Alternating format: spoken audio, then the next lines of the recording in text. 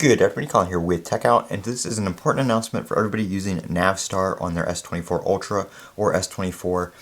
And if you are using this to turn off the gesture hint down there on the bottom, there used to be a section on here to add settings to the settings section of your S24 Ultra or S24. If we go in here to navigation, I totally passed it twice already. Navigation bar.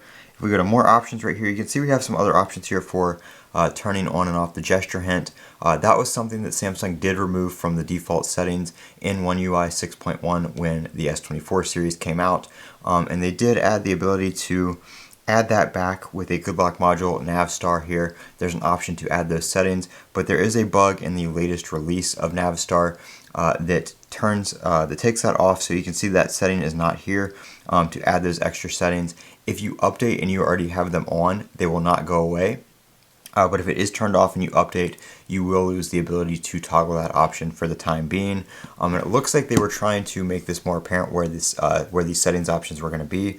So it looks like at this time this is just a bug and not an intentional removal of that feature. Because you can see it is still present in the module.